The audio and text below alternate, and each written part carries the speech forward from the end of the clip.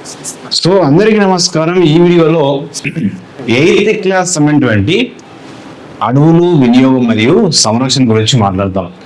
అసలు ఈ లెసన్లో అడవుల రకాల మీద క్వశ్చన్ వచ్చే అవకాశం ఉంటుంది.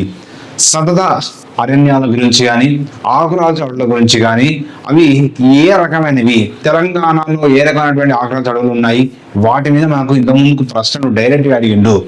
మరి హిమాలయాల్లో ఉన్నటువంటి ఏ రకమైన అడవులు ఉన్నాయి అంటాడు. అంటే ఇక్కడ ఉన్నటువంటి చెట్లు ఏ రకమైన అవకాశం ఉంది కాబట్టి వాటి గురించి ఈ వీడియోలో మాట్లాడుకుంటాం.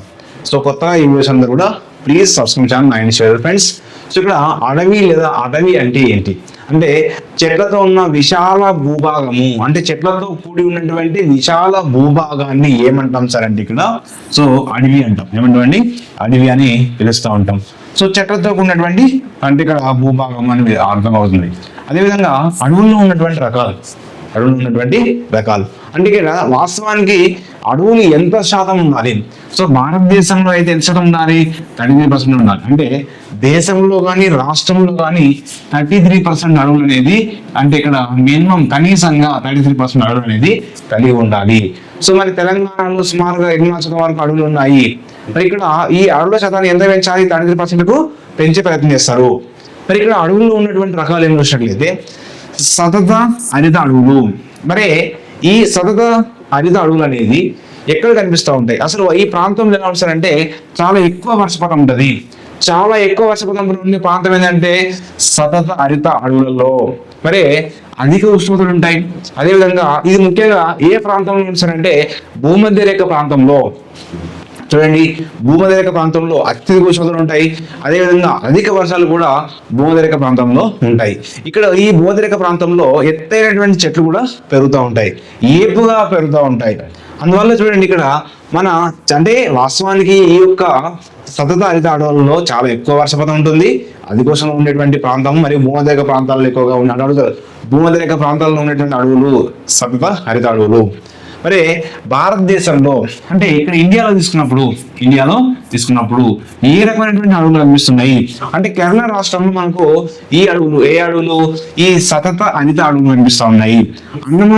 అండమాన్ నికోబార్ ఐలాండ్స్ లో కూడా మనకు ఈ సతత హరిత అడవులు కనిపిస్తూ ఉన్నాయి. మరి ఇక్కడ ఈ అడవులలో మరి ఏ చెట్లు కనిపిస్తున్నాయి? కలాంబం అనేటువంటి చెట్టు, వెదురు అనేటువంటి చెట్టు, నేరేడు అనేటువంటి చెట్లు మనకు కనిపిస్తూ ఉంటాయి.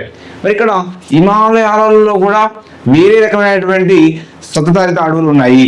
మరి వేరే రకమైనటువంటి ఆ సతత హరిత అడవులలో మనకు కనిపించే హిమాలయాల్లో దేవదారు చెట్లు కనిపిస్తూ ఉంటాయి.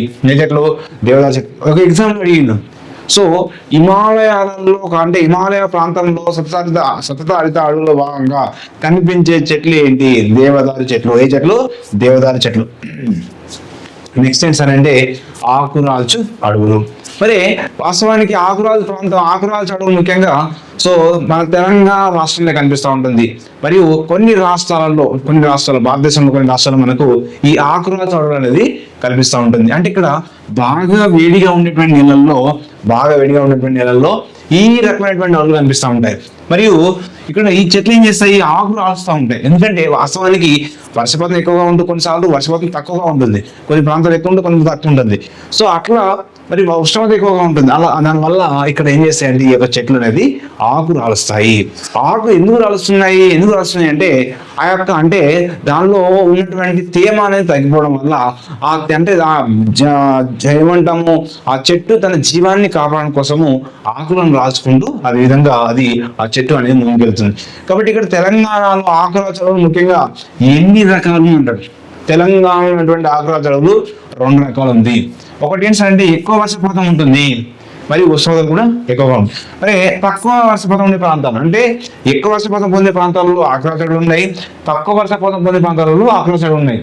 మనకి ఇక్కడ ఏమంటాడంటే ఎగ్జామ్లో ఎక్కువ వర్షపాతం పొందేటువంటి అంటే ఈ ప్రాంతంలో ఆకురాల్చులు ఏ రకమైనటువంటి అడవులు ఉన్నాయంటాడు, లేదా తక్కువ వర్షపాతం పొందే ప్రాంతాల్లో ఏ రకమైనటువంటి మన చెట్లు కనిపిస్తున్నటువంటి క్వశ్చన్ అడిగే అవకాశం ఉంటుంది.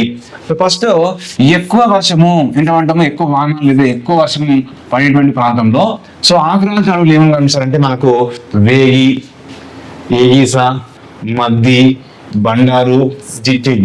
సో ఈ యొక్క అడవులు అనేది అంటే ఈ యొక్క చెట్లు అనేది ఎక్కువ వర్షపాతం పొందేటువంటి ప్రాంతాలలో లేదా అడవులలో కనిపించే చెట్లు ఏంటంటే వేయి, ఈగీస, మద్ది, బండారు, జిట్టిలి.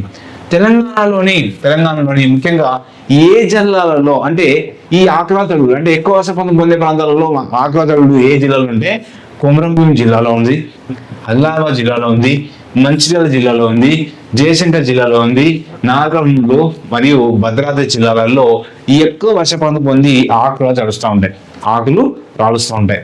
మరి తక్కువ వర్షపాతం పొందే ప్రాంతాలలో ఏ రకమైనటువంటి ఆకురాల్చు అడవులు అంటే ఆకురాల్చు చెట్లు కనిపిస్తూ ఉంటాయంటే మద్ది, ఈగీస, సో ఏపి, ఓకేనా, యోపి అంటాం దీన్ని యోపి. సో తునికి, చిగురు, బిల్లు, వేప ఈ రకమైనటువంటి చెట్లు అంటే ఈ రకమైన చెట్లు అనేది మనకు కనిపిస్తూ ఉంటుంది. అదేవిధంగా ఈ గురువు అనేటువంటి చెట్టు కూడా ఈ తెలంగాణలోని తక్కువ వర్షపాతం పొందే ప్రాంతాలలోని మరి ఆకురాల్చు ఉన్నటువంటి జిల్లాలు అంటే ఆకురాల్చు జిల్లాలు ఏంటంటే ఆదిలాబాదు, వరంగల్, ఖమ్మము, నిజామాబాదు, కరీంనగర్, మహబూబ్ నగర్ ఈ జిల్లాలలో తక్కువ వర్షపాతం పొందుతుంది. ఆ ప్రాంతాలలో ఆకు రాస్తాయి చెట్లు. ఏ చెట్లు అంటే ఈ రకమైన చెట్లు. ఏ జిల్లా అంటే ఈ జిల్లాలో ఎక్కువ వర్షపాతం పొందే ప్రాంతాలలో ఉండే చెట్లు అంటే ఈ చెట్లు. ఏ రకమైనటువంటి జిల్లాలు అంటే ఈ జిల్లాలు గుర్తుపెట్టాలి. సో ఎగ్జాంపుల్ మనం గుర్తుపెట్టుకోవాలండి. నెక్స్ట్ ముళ్ళ అడవులు. సో ముళ్ళ అడవుల ప్రాంతాలు ముఖ్యంగా తక్కువ వర్షపాతం ఉంటుంది. మరి ఇక్కడ అధిక ఉష్ణోగ్రతలు ఉంటాయి ముళ్ళ అడవుల ప్రాంతంలో. మరియు ఈ ముళ్ళ అడవులలో సో అంటే వాస్తవానికి ఇక్కడ అంటే ఉష్ణోగ్రతలే అంటే ఇక్కడ అధిక ఉష్ణోగ్రతలు ఉంటాయి, తక్కువ వర్షపాతం, చాలా తక్కువ వర్షపడుతుంది.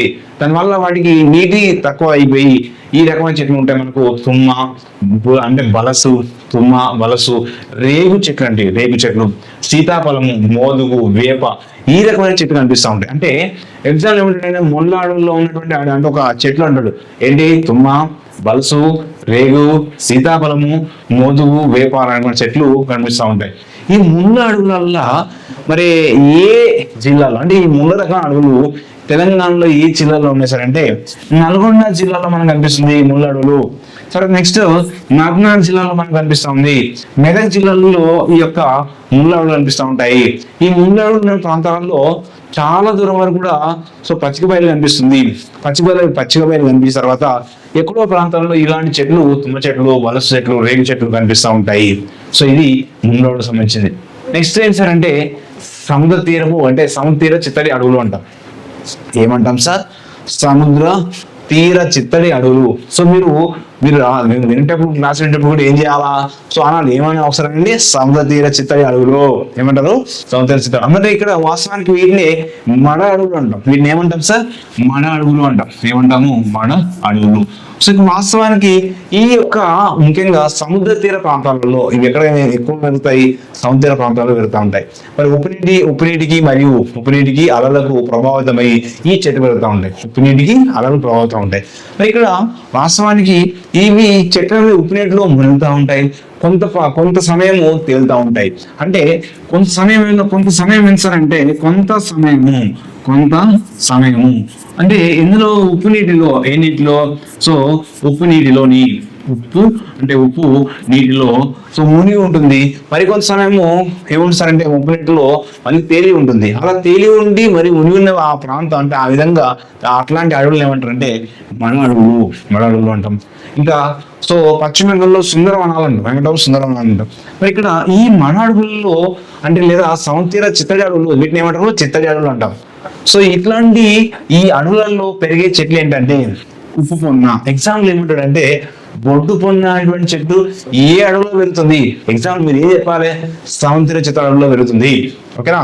నెక్స్ట్ ఊరడ అనేటువంటి చెట్టు ఎక్కడ పెరుగుతుంది? సో సముద్ర చిత్తడి అడవుల్లో పెరుగుతుంది. తెల్లమడ. నెక్స్ట్ గుండు మడ, కదిలి బెల్ల అనే చెట్టు ఏ అడవులో పెరుగుతారంటే సముద్ర చిత్తడి అడవుల్లో పెరుగుతుంది అనేటువంటి ఆ విధంగా మనము ఆన్సర్ వేసే విధంగా ఉండాలి. సో ఇది ఏంటి సార్ అంటే అడవుల్లో ఉన్నటువంటి రకాల గురించి వీడియో మాట్లాడుకున్నాము. నెక్స్ట్ వీడియోలో ఇంకా తెలంగాణ ఉన్నటువంటి అధికారం గురించి మరియు తెలంగాణ ఉన్నటువంటి అడవుల శాతాల గురించి మనము పర్ఫెక్ట్ గా మాట్లాడుకున్నాము. So thank you to all. మీ మిత్రులందరూ కూడా షేర్ చేయండి. సో లైక్ చేయండి, కామెంట్ చేయండి.